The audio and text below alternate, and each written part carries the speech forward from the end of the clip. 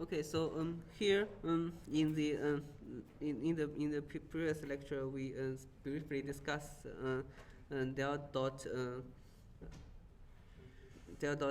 r vector over cube is not a zero everywhere, but instead it's a three-dimensional delta function, right?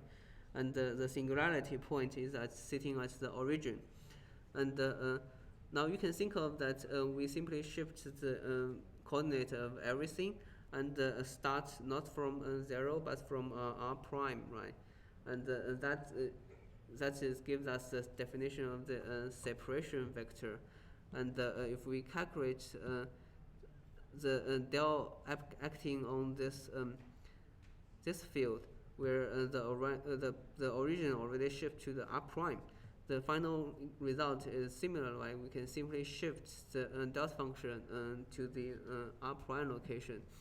So this expression is still a very simple expression, and we might come back to this expression later. Now let's try to work on this problem. So this problem is exactly the one that I discussed in the very first lecture, that now instead of an infinitely long wire, we want to calculate the electric field by a wire of finite distance, finite length. And here, so here we can see that the wire only goes from minus L to L, and now we want to calculate how we calculate this integral is to do a brute force integration, and say that here the source charge sitting at the dx is here, right? And there is the test charge is someplace over here. So we are interested in the electric field at a distance c, but it's still sitting under the center. And now we try to locate everything. So the r coordinate is the location of the test charge, and it's z hat. And because the r is really coming straight from 0 to up, right? And the r prime should be sitting at x and x hat. So this is the r prime that we are interested in. And then the dl, the length element, should simply be an integration over dx. And now I'll try to write the separation charge as similar to a gamma, and this separation vector is by definition of r minus r prime. So this is z hat minus x hat. And now the absolute value of this separation vector is simply x squared plus z squared, right? And now the direction of this separation vector, which is written as the curly r hat, which is the curly r vector divided by the this amplitude. And we can simplify this notation simply by the one without an arrow or hat, and this represents a scalar, and which is the magnitude of this vector. And now we can write this as x squared plus z squared z hat minus x hat. Now let's plug everything into this expression of the electric field. So it's 4 pi epsilon naught, and the integral go from minus L to L. and then the charge should be charge density is lambda, and the r square, or the separation, the gamma, the curly r square is x square plus z square, and then we have the unit direction of this separation vector, which is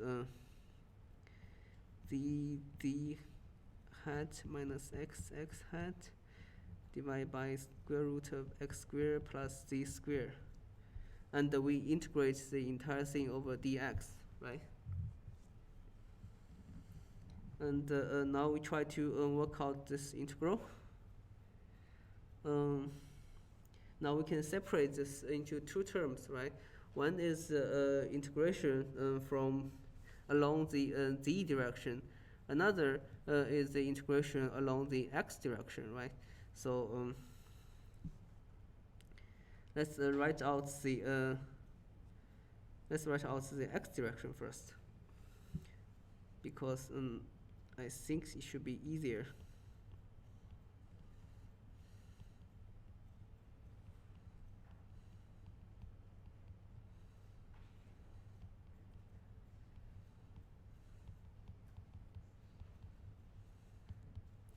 And here you can by inspection see that this on the denominator, these are the even function of x, right? And on the numerator here, this x is the odd function, and so the entire integrand is an odd function, right? And so if we integrate an odd function and from minus L to L, that definitely cancels the positive part with the negative part. So this one simply gives a 0. And physically, we can also think that here, suppose we have a test charge here that's pointing along the direction over here, and there will be always a mirror test charge over there, and pointing along another direction here, right? So the x, the one is pointing minus x, another is pointing plus x, and the two x components always cancel each other, and what's in the end is only in the d direction. So now let's only work out the one on the d direction. So this electric field should be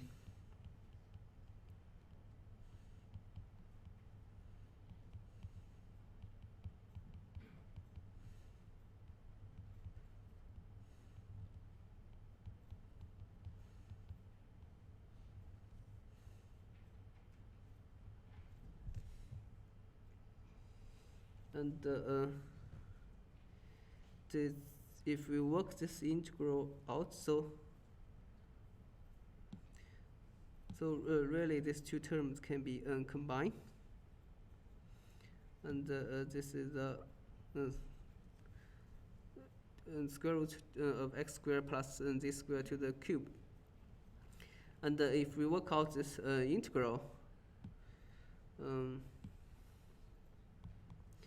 the answer should be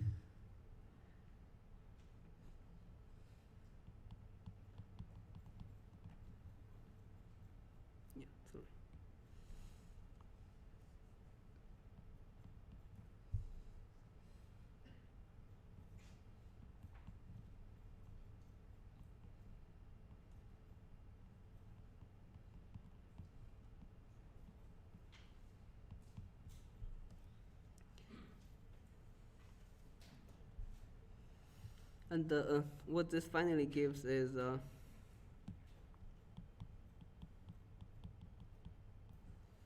simple expression.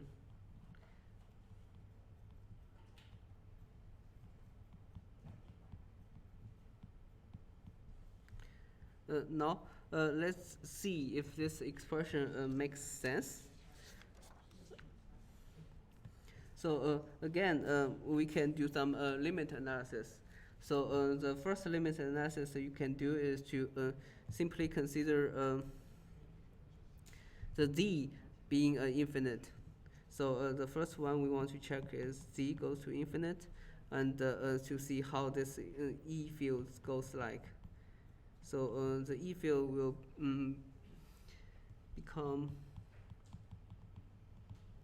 so here L is a small number, and so what this gives is Z times Z, right?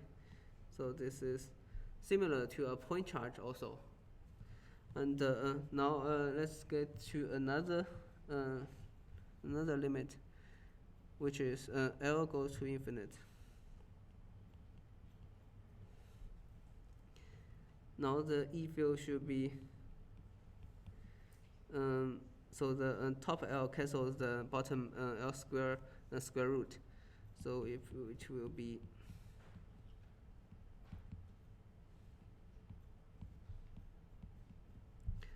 and this is also a simple expression, and we will try to come back later to see if we can use another way to solve this problem. Okay, so next what I want to discuss is to see if we can actually derive or obtain the Gauss law from the two experimental observations that we obtained before. And so the electrical field of a charge density rho can be written as this integral, and this was simply something that I copied from the previous slides, and you can double check.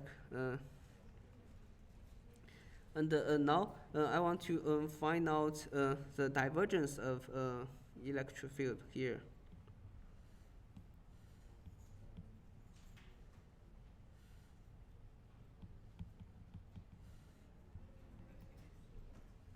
And if you apply this divergence operator to the right hand side, you can see that you really need to pay attention which term that you need to apply to. So this del is actually del of r coordinate instead of r prime coordinate. And so what contains the r coordinate? So if you look at the terms here, it looks like none of the term contains the r coordinate, right? But be sure that this separation vector is by definition of r minus r prime. So this one contains the r coordinate, and so when we do this del dot E, we simply apply this del to the inside and to the separation vector only.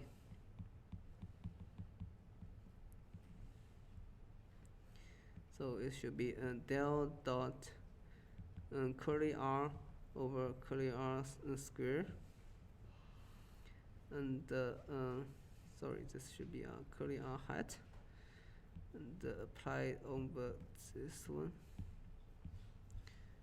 So now you can see that we actually come back to the expression that we just we discussed earlier.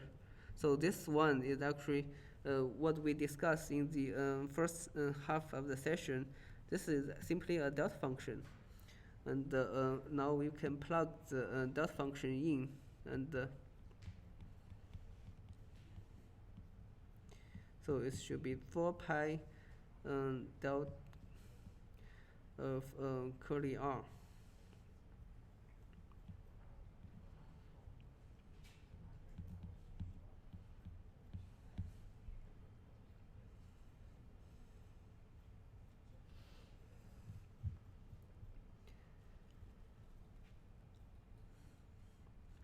Now this is so here if you look at then exactly at what is this curly r, the curly r is simply an r minus r prime, right? And so if you do this integral by definition,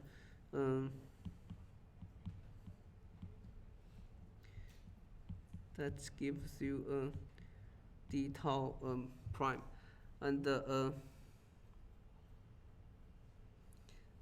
sorry. sorry. And the integral is already gone, and this gives you this one. Okay, so this identity that we derived before. So this identity is in the slides. In the slide here, so it's similar to this 1D version, and its analogy is a simple generalization of this 1D identity to the 3D.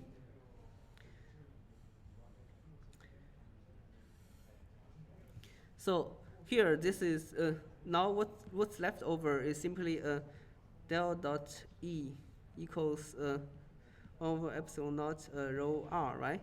And this is exactly the differential form of the Gauss law that we discussed in the first lecture.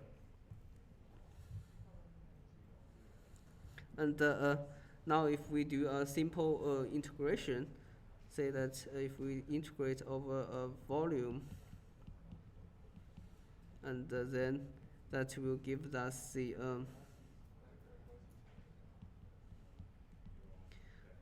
Gauss law in terms of the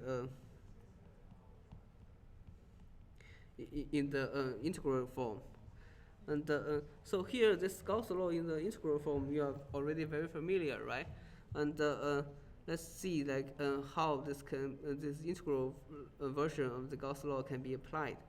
And so I want to know that the Gauss law has some limited applications for the integral form, but if they can be applied, then the problem are typically of high symmetry, and if you apply the Gauss law, you typically can get the answer immediately. So now let's try to apply this Gauss law. So for the first problem that we want to do is to the problem that we looked at before. So it's infinitely long line charge, and if we can find out the electric field. So this problem actually has many ways to solve. Like you can design your integration surface, right? So the most simple surface, Gaussian surface, is the cylinder that's wrapping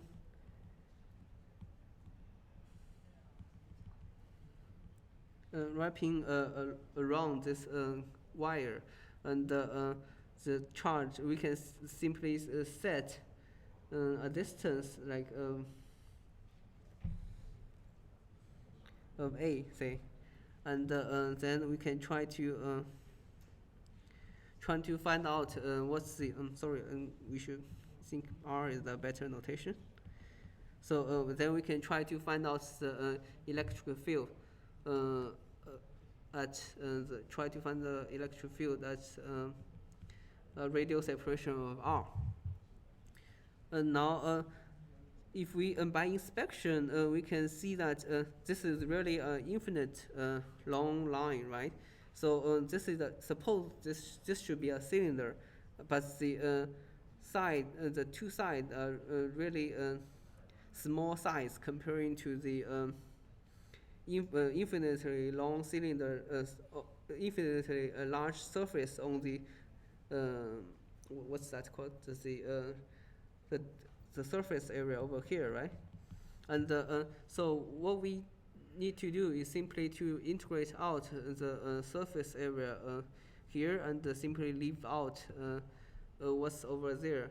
And I think by inspection you also should be able to see that the electric field should always pointing along the rho hat direction, and there shouldn't be any electric field along the either let's say the let's define this as the z direction, and this as there should be any direction electric field along the either the z direction or the theta direction, because think of here is think of the case that we just did before for a line segment here, and you can see that if we consider the electric field over here, um, the electric field pointing along the negative x always cancels with a plus x, and in the end there will be only a z direction. And the same analysis being applied here is the same, that the final result should be always pointing along the row height direction. Now let's apply this integral, and so because the electric field is actually perpendicular to this Gaussian surface, the dA direction is parallel to the so the row height direction is perpendicular to the surface, so the row height direction is parallel to the direction of the surface. So I should phrase this like this way. So the dA direction is parallel to row height, so the dot product simply gives 1. And now we need to integrate the electric field over the dA, and that simply gives that should be equal to that should be a line charge.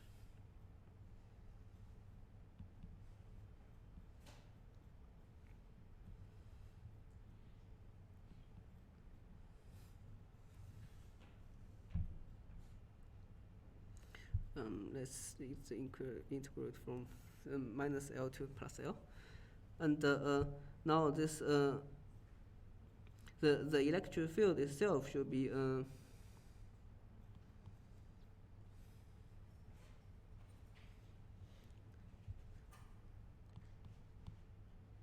E rho and times the surface area. So the surface area is 2 pi rho times 2L, right?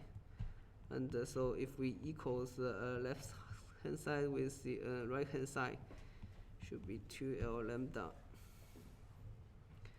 And now we can see that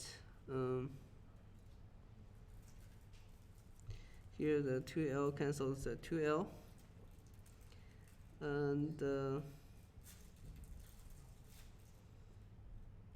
so the E rho should be 1 over 2 pi epsilon naught rho lambda. We can try to see if that's the same. So so this is our So this is our previous answer about infinitely long line charge, right? So it's 1 over 2 pi epsilon naught d. This d is equivalent to the rho, and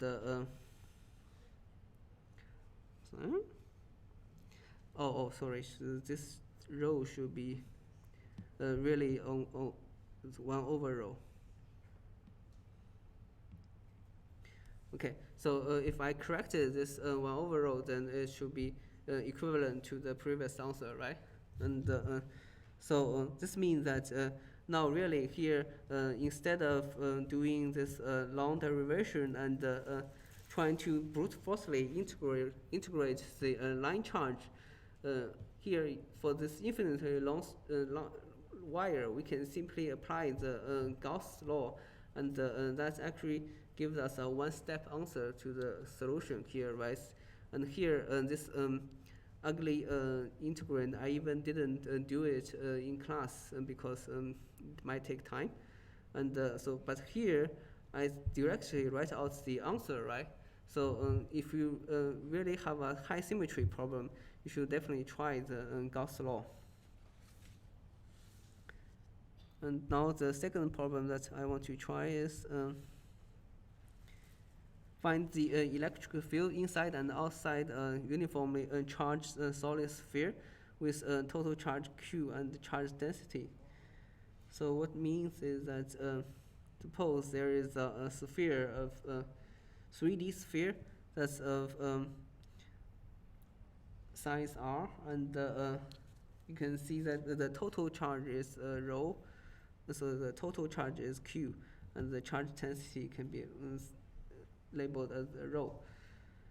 And now if we are interested in this in the electric field inside, then what we probably have to do is to find out if we need, what we need to do is to design our Gaussian surface such that it's at the radius r, which is smaller than the capital R. So I'll try to plot this here. So this is sphere that's of radius r, and along this by symmetry inspection again, the electric field should be pointing along the r hat direction, right? So just like what we discussed in the previous problem. So there will be only electric field along the r direction.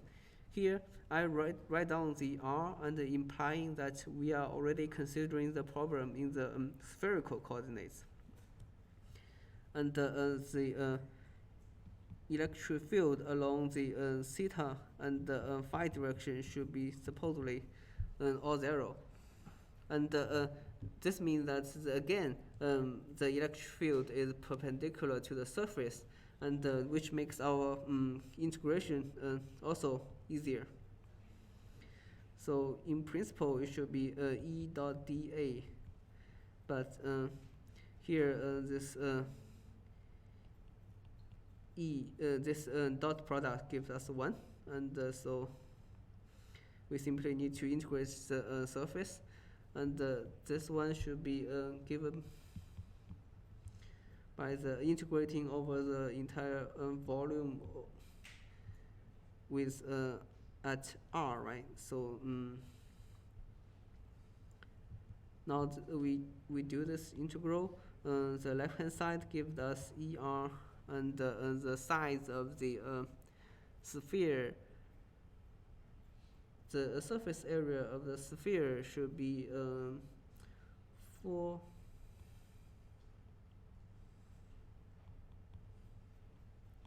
pi r squared, right? So if you are not sure how to get that, then you can do an integral of theta from 0 to pi, phi from 0 to 2 pi, and get r squared sine theta d theta d phi, which gives r squared times 2 times 2 pi. And then the second term gives us a volume integral, volume of uniform charge rho, and which is 3/4 pi r cube. Now, if you are still not sure about this integral, you can write this out explicitly. So this should be rho. Let's keep the rho outside. Should be r squared sine theta dr d theta d phi. And the theta phi integral also gives us 4 pi, which is exactly the same. The r direction gives us r squared dr, and each is 1/3 of r. It's better to say this as r prime. So it should be r cubed, where r prime is evaluated at the 0 and the r. This again gives us finally 1/3 of r cubed. And if we combine them, this will give 3/4 pi r cubed. Now let's equate this two things, and we immediately can write down the E of R equals to cancel the two terms, and so it's R over 3 epsilon naught. And so this means that I think I missed a rho term here, right? So this rho is the density should be over the one should be coming from here, and so there is an additional rho. Now the final answer for E vector should be R rho over 3 epsilon naught. That's the R direction. Now let's see if we can do the same thing for the outside. For the electric field outside of this charge sphere, this charge should be already Q, right? And now if we design a Gaussian surface, also of radius r, but is larger than the sphere of the r, then this will be similar to a point charge, right? Because enclosed charge is always a constant of Q, and so on the left hand side, again we have the ER times 4 pi r square.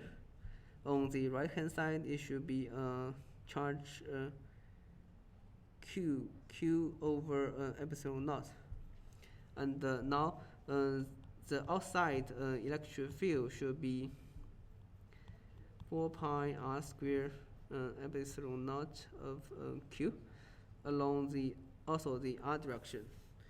Now if we look at the two parts combined, we can try to see if this makes sense.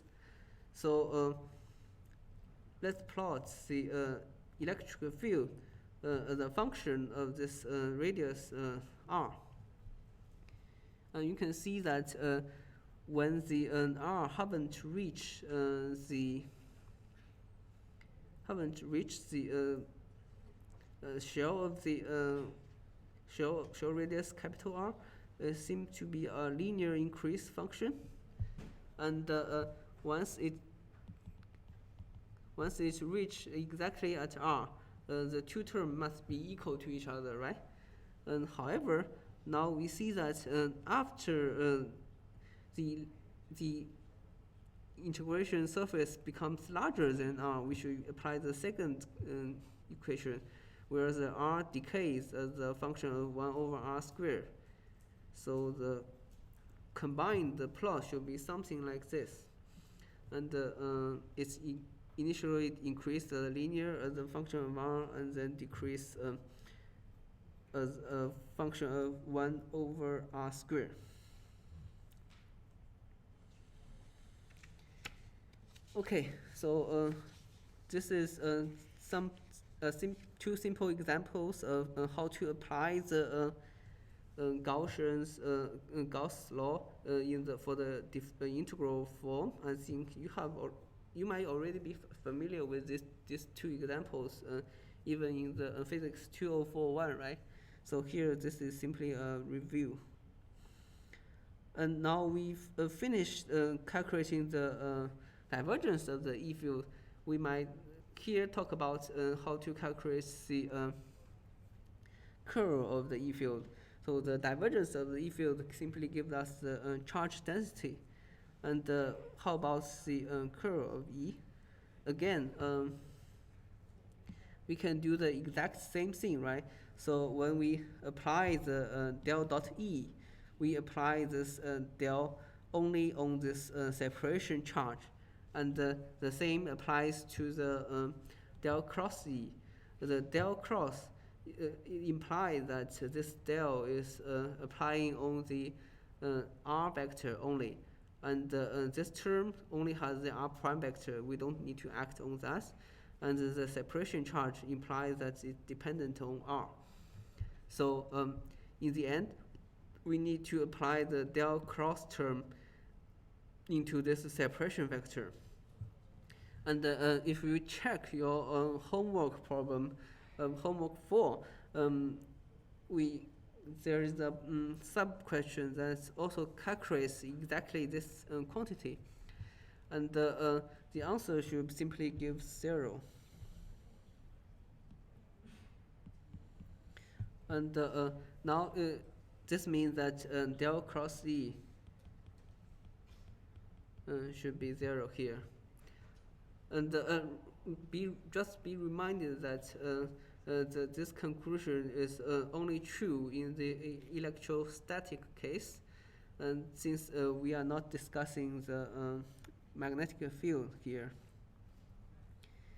And now, remember that in the Helmholtz theorem tells us that if the curl of a field is 0, then it must be able to write down the gradient of a scalar function.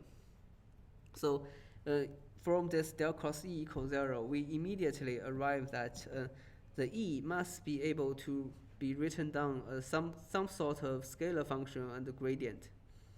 And the reason that we try to use the V instead of an E is because that you can think the electric field itself is a vector field, right? So the vector field, it depends on the x, y, and z, and the vector field also has the direction. So there is a ex, ey, and ez. So in principle, it's a very complicated field. And now, if we look at this scalar field, so even this scalar field also is position dependent. So the v could be dependent on x and y and z, but once you selected one point on the space, there is only a single value instead of 3. So this v is a much simpler function than the vector field E. And even though it's simpler, it doesn't mean that it contains less information. In fact, V and E are equivalent to each other. And so that's why we are motivated to use the scalar potential V to describe the physics instead of the electric field.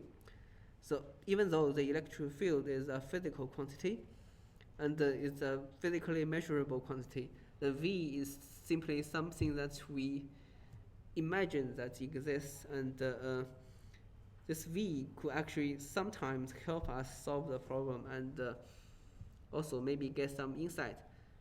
And however, I want to mention that I don't know how many of you have looked at my short examples online. So I've posted some short videos on the Panapto video at Blackboard.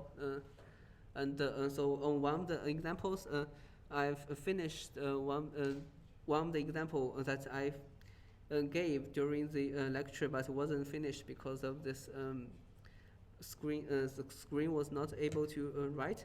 And so in that example, if you haven't watched that, you should probably watch that. And in the example that I actually try to give an example where for a given electric field, I'm trying to find the potential V. And so here, in the end, I actually find that the V can be, if I find, there is actually not a single solution of V. And the V can be any solution plus a constant. And if you apply this gradient to the constant, that term gives 0, right? So this does not affect the answer at all, which means that the scalar potential, if you talk out the absolute value of the scalar potential, it doesn't make any sense. So you can think of the potential of a gravity field. So really, there is no point to say that the gravitational potential at this location is h instead of 2h. And so here is the exact same thing, that only the difference of the scalar potential matters. And however, when we are talking about the gravity, the potential for the gravity, we sometimes set the gravitational potential at the sea level to be 0, right? Because it's a convenient a reference point. Now here it's the same thing that we oftentimes have a finite charge density distribution, and as long as we are going far away from this charge density distribution, the electric field at the infinite, that is away from everything, should be almost 0. And this is also a very good reference point in a typical problem. So we typically set the potential at this infinite point here to be 0, and this is simply a convention, and this doesn't work every time, because say that it's possible that the electric field at infinity is still not 0. And also we have the superposition principle for the electric field, right? And if you have electric field E1 and you work out the V1, and you have another electric field E2 and work out V2, and the electric field for the two combined is simply the sum together, right? And the V total, if you add them together, this one still gives the answer to this. So what I mean is the ET should be still be a gradient of the V total. So the scalar potential also has a superposition principle. Now, last, if you look at the unit for the electrical field is Newton per Coulomb, because it's describing the force test charge of the charge Q field, and so the E times E should be in units of Newton, and so E should be in units of Newton over Coulomb. And for the V itself, here we already take a gradient operator. So the gradient operator has a partial x component, right? The x hat doesn't have any unit, and the partial x is of 1 over length. So so in the end, this means that the V should be Newton times the unit for the length is meter, and per Coulomb, and the Newton times length is simply unit for work or energy, and so this is simply the work energy unit is joule, and the final answer is joule per Coulomb, and this is typically shortened as a volt.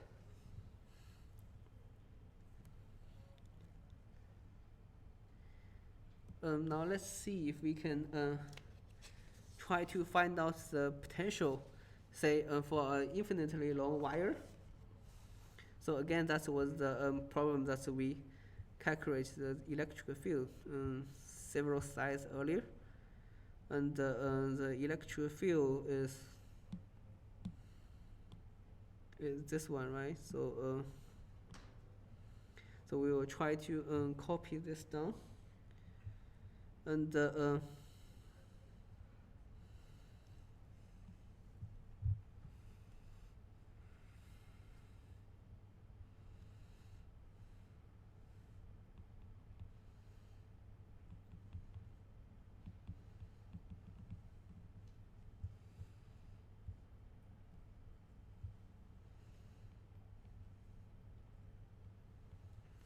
okay, so this is the electric field, and we want to find out the corresponding potential field. So the potential, so the electric field is minus the gradient, right? And if we write out the gradient operator in the cylindrical coordinates, but here we are only interested in, so we can simplify the problem by going straight in the row height direction, and so if we do an integral,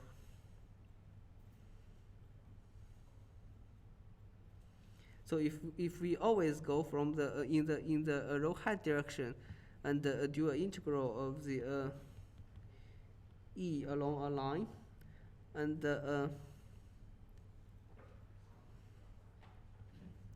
this e will be always parallel to the row height direction, and so this dot product will simply give us 1, and if we integrate, actually we are interested in say from a distance s, maybe to another location a, and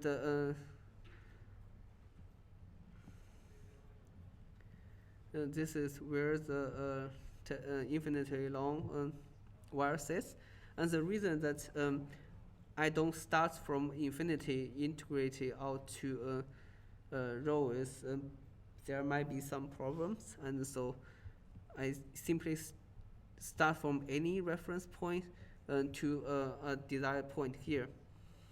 So if we do the integral, say from S to A, and integrate out the electric field,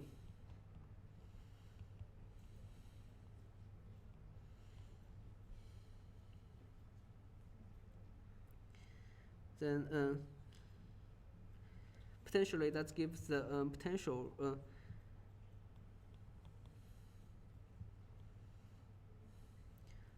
so the reason that so you can in the example that I gave in the lecture 1, that I've already tried to explain that really what gives how to calculate the potential. Sorry, the potential should be written as V, right?